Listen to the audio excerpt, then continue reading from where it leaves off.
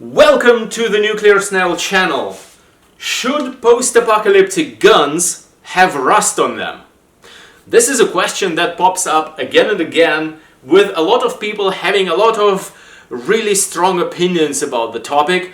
Most of them usually wrong, because on the one end of the spectrum we have those that say there would be zero rust on it because your life depends on it, you would take care of it all day, every day. And on the other hand we have people who say if it's not covered in rust completely, then it's not real post-apocalypse. So I think the truth is not necessarily exactly in the middle, but rather to find out what's the right amount of rust and distressing for your post-apocalyptic gun, we need to dive deeper into a bunch of questions. And this is exactly what we're going to do in this video, so by the end of it you will be able to make a more educated decision on whether or not to apply rust to your post-apocalyptic props, including guns, and how much of it, and so on and so forth. So let's start in no particular order with some points. Point number one, materials. What I'm holding in my hand right now is a G36 airsoft replica. Elliot has painted this a very long time ago, and I think it looks super cool with this rust effect here. Just by looking at it, I couldn't tell that it's not actually authentic rusty metal. The only problem is, neither this nor the real G36 has metal, especially on the handguard. I mean, they have metal on some inner components, obviously, but the outer housing of a G36, especially the handguard, are not made out of metal. So this prop right here is not realistic in that regard whatsoever. Is it still cool? Yes, but it takes some suspension of disbelief. So making a prop like this, the target audience would not be necessarily people who know a bit about guns, but rather, you know, just generally making some sort of a rusty-ish post-apocalyptic looking something, and then it's fine. Which again is fine. Maybe you are fascinated with an idea of G36 looking rusty, and then go ahead, power to you. I still think this is a cool prop, just nowadays I wouldn't do it like this anymore. And whether or not Elliot knew about it not being made out of metal back when he did it, or if he didn't know, that doesn't really matter. Again, basically if you want to do something with rust or without rust, it's your artwork, you can do it. Like, no one is gonna really have a say in it except you. But if you want to make a more educated decision, then point number one, consider which kind of materials are we even talking about, and whether or not literally rust, which is a different thing than distressing in general, but if literally rust is the right type of damage to apply to your prop. Because some parts of guns are made out of steel and would rust, and then there are various different sorts of steel. Some of them rust more, some of them rust less, and then there are parts that are made out of aluminum, such as, for example, wrist rails, and usually magazines, and those would not develop brownish, reddish rust at all.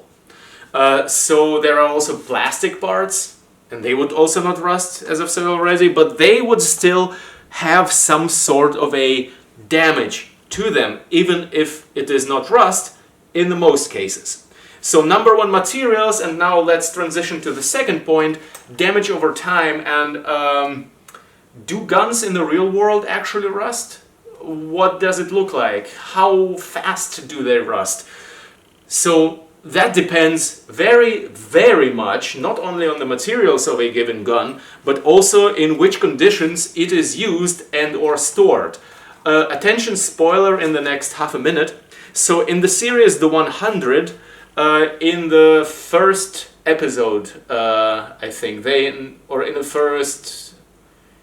the first season, they find in a bunker a storage of really well preserved, I think, M16 rifles, and they are stored underground in an intact bunker, or mostly intact bunker, inside of sealed barrels with oil or some other sort of preserving fluid in them.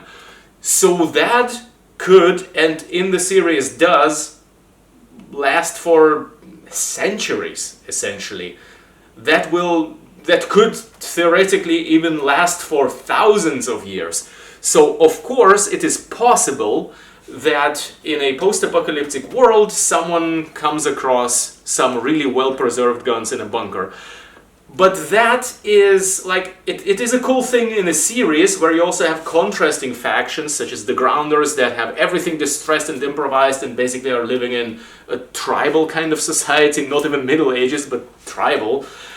And on the other hand, you have bunkers with pristine stuff, and that's a cool contrast. If you're just doing a costume for yourself and have a brand new gun, then it just looks like you're lazy.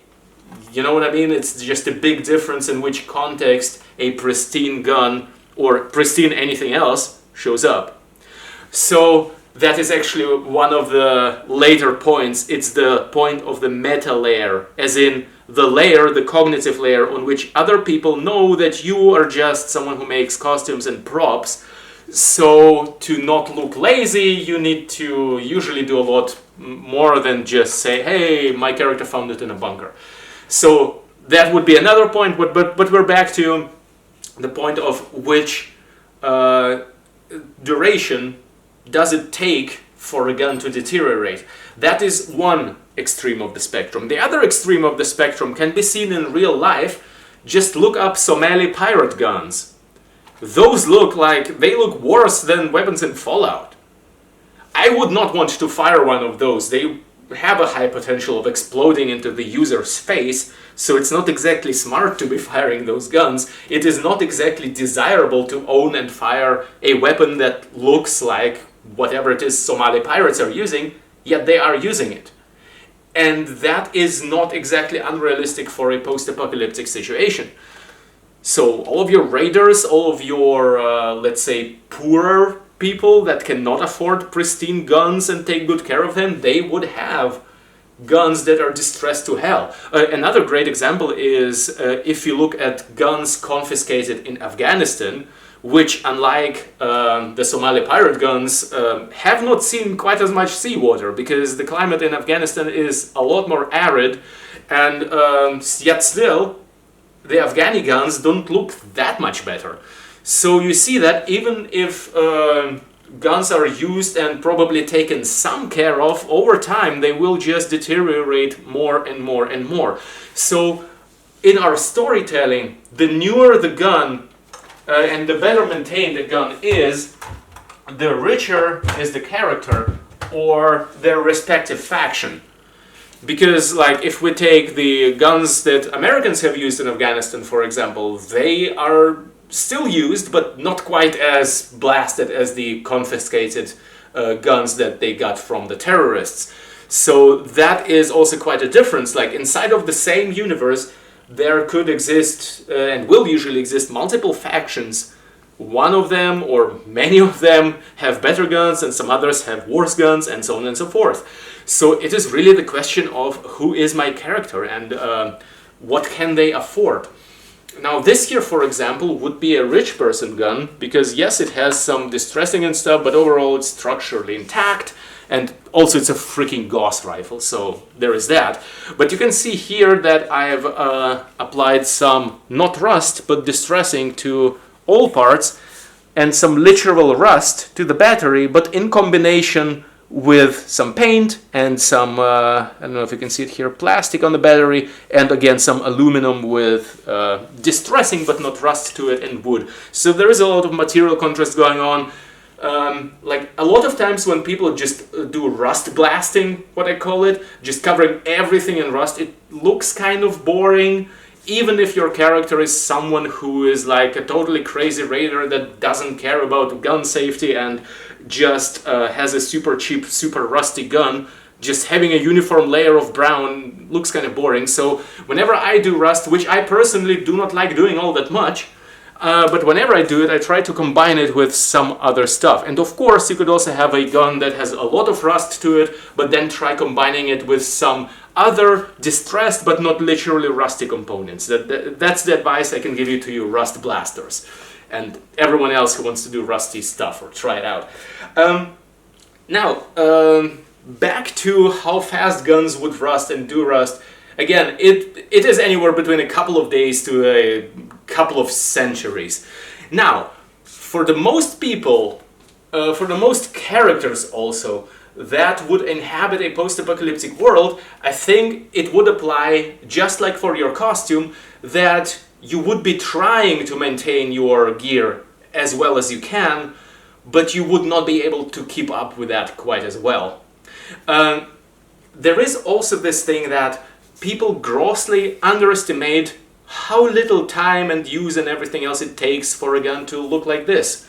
Like, this level of distressing you see on the barrel here, like this would be a couple of months of intense use in a war. It really depends again, like, is it just standing next to the wall in a commander's office, or is it being carried by the 10th soldier because the 9 before him died, and the 10th now has gotten a gun and is carrying it into battle? It depends, but guns deteriorate really fast. Everything deteriorates a lot faster than you think. That said, of course, you would try and take care of it. Now, this care would primarily go into making sure that the internal components of it work well.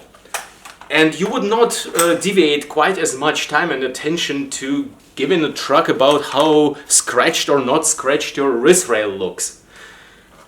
I wouldn't know very many character concepts for a post-apocalyptic character, even a rich elite warrior one, that would include repainting your wrist rail. Okay, that might of course happen theoretically, but that's just not very conductive storytelling for a post-apocalyptic world. So even if your character is taking good care of their gun's internals, the external would still suffer. To which extent, it again depends, and I'm not telling you to do this or not to do that, you do you.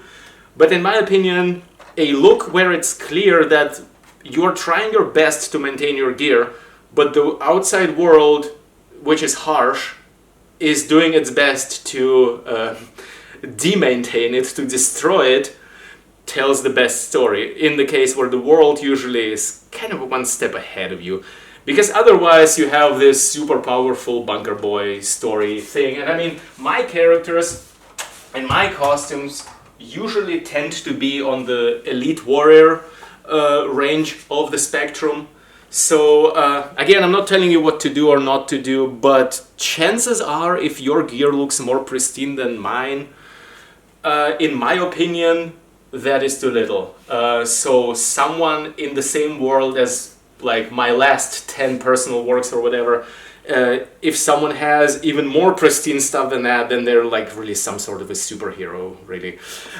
So keep that in mind and just try it out, you know. I advise both the rust blasters and the you would maintain your gun people to try venturing a bit more into the other territory and see what kind of a feedback you get, how you like it yourself.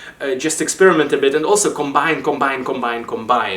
You could totally combine different levels of deterioration within the same prop, or have your prop a bit distressed, but then your cloth is a lot distressed, and that tells an interesting story as long as the one is not completely blasted and the other is completely unblasted. Even that tells a story, but that is a bit of a hard story to sell if you do not have story context. Which is, again, a lot of times when you just look at someone's costume, including their prop, is not there. You're just looking at the character and are like, why is their gun completely new while they're wearing complete rags? Like, in the story, they might have just bought this super pristine gun from someone who found it in a bunker and blah, but that just, again, ruins immersion because we do not have the story context a lot of times. So, these are my thoughts on level of distressing on guns and rust specifically.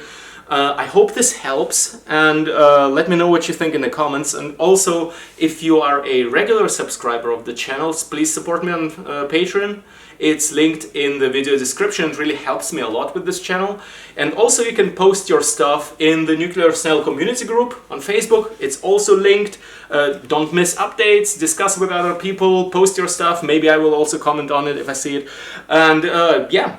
Thanks for watching, and have a fun crafting, and I will see you in the next episode. Hail the snail!